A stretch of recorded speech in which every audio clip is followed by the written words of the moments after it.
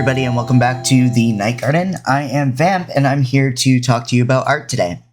So today, I wanted to talk about longer-term projects, keeping your art direction on something that takes multiple images, such as a set of illustrations or a comic or something like that, and working on things that you may not necessarily be the only person that is working on them. So what I have going on screen is a line art. It's number 2 in a series of 4.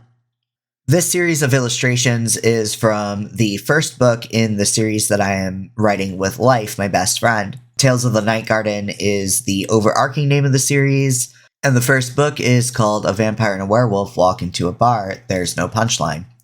So you can tell there's a line of humorous elements, but also one of the main characters is an extremely ornate character, has a lot of elegance to them, has a lot of stuffiness and really intricate attention to detail, likes to plan ahead, those types of things. And I felt like line work kind of reflected that a little bit.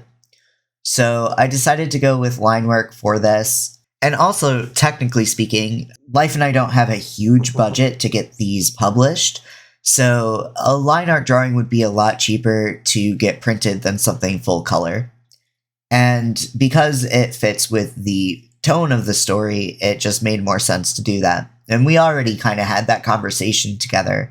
The reason why I'm showing this with this illustration instead of the first one is, one, the first one was already done and it was a redraw of something that I did as a painting. And 2, this is the second one in the series, so now I have an art direction in the way that I want to go. I have the stuff that I talked about with Life, which is those things that I mentioned about the line work being elegant and stuff like that. And I also have the idea that a lot of these scenes will be at night. There's going to be a fantastic quality to them, and there needs to be a lot happening in them at all times. They also have to be very pretty, and they have to match in some way, shape, or form. So the first thing that I did, and the first thing that you'll likely notice in this footage, is that the frame that's around the drawing is the same as the frame around the last one, and I will pop that up on screen here. One of the things that making a repeating frame does for me is it adds a repeating element that ties the items together without making it so that it feels repetitive or that it feels forced in the composition. Another thing that you'll notice is that I black out the windows pretty much right away as soon as the windows are done in this drawing, because it's going to be nighttime. And when you're inside a lit room and it's nighttime outside, typically you don't see much of anything except for vague shapes and mostly blackness outside. This also ties to the first illustration, but in the opposite way, because in the first illustration, anything that's within the church is whited out from being bright inside. So this is subtle little things that I can add to the language of the piece that will signal to people like, okay, this is from the same series, this is the same elements, this is going to be something that goes together. Being that it's nighttime and that this scene is supposed to be lit by candlelight, this will probably have a lot of creeping in shadows and stuff in the background as well. Something that's not super stark white. Most of the white elements are going to be in the foreground to draw your eye to it. And so that's my rough plan with this. So these are all things that I'm going to be keeping in mind when it comes to the art direction of this piece. Now, it's not just up to me, because I'm not the only person working on this overarching project. So when I finish the piece, I will be showing Life. I've already shown Life the sketch and gotten that approved so that it's something that, I have more confidence actually working on. Because a line art drawing like this will take easily about 18 to 22 hours, sometimes as much as 30. It really depends on how much detail I'm putting into something. So we'll see how long this takes. Now might be a good time to mention that this is about 8 times speed and is about 3 hours of footage. So now that we've talked a little bit about the thought process behind the art direction and the way that I noted things down in order to approach it, let's talk a little bit about how long-term projects kind of work and their workflow and how to make sure that you keep things consistent over a long period of time. So, part of how you keep things consistent throughout the project is to use those style markers that I was talking about when I was walking you through breaking down this piece. But really, one of the things to keep in mind is that over a long period of time, your art style might slowly start to change, right? You start to learn things that you didn't know when you were starting that project initially. And if you're not careful, it's really easy to deviate from your original goal. So keep in mind when you're doing a long-term project that these certain style markers are not just for the art direction, but also to ground you in a way that you know, like, okay, this does look the same. I can, imitate this 6 months down the line when I've learned more and have a different drawing style.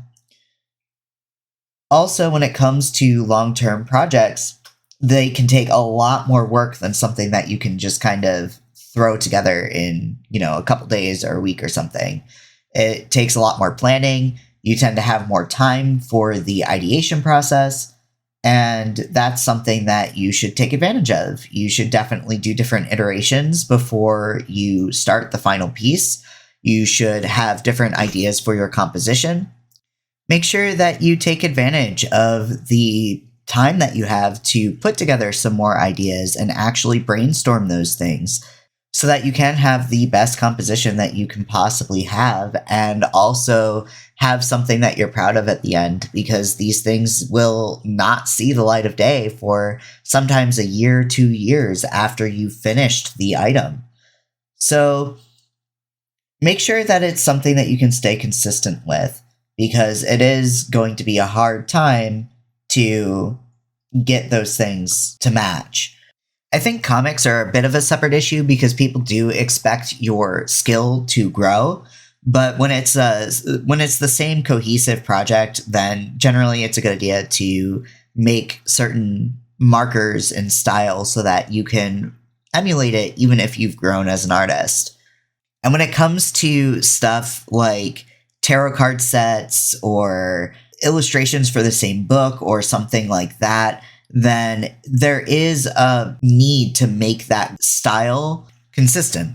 So keeping your drawings consistent, even if you might have grown as an artist and might have learned more tricks to make your drawings nicer, it's still important to be able to emulate that style so that that growth is invisible for that project.